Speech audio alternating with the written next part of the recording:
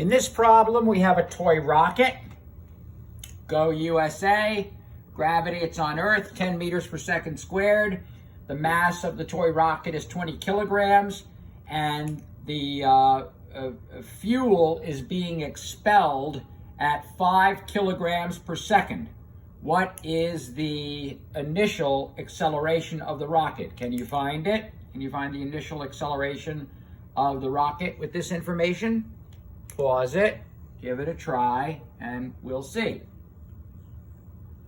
Okay, this is an example of F delta T equals M delta V, or in this case, V delta M over delta T. Remember, we have two ways of expressing it. So the force, which is the mass times the acceleration, we can get the force by the expulsion of the gases, velocity times the mass being expelled.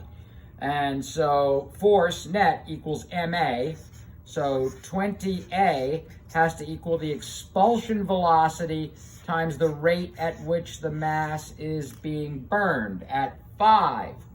So we can't say what the initial acceleration is because we don't have the expulsion velocity of the gases. We know the expulsion mass, but not its velocity. If I told you that the expulsion velocity was some value v, you could plug it into this. But until you have, in order to use F delta T equals M delta V, or F equals M delta M delta T times the velocity, you need to know 3 of the things.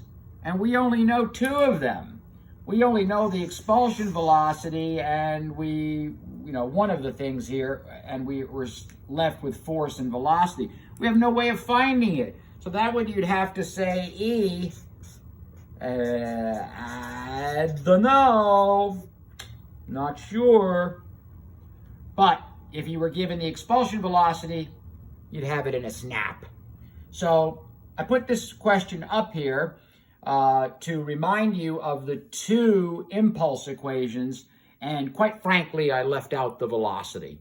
Had I given it to you, the velocity of the gases, why, you'd have the acceleration in a moment. And remember that the net, the force on the rocket, let's say that the expulsion velocity was 50 meters per second. So if the expulsion velocity was 50 meters a second, 50 meters per second times 5 would be 250, and your acceleration would be, you'd have to do a net force on this. We would have an upward force of 250 and a downward force of mg, which is 200. We'd have a net force upward of 50 meters, an upward force of 50 newtons, and that would be ma. So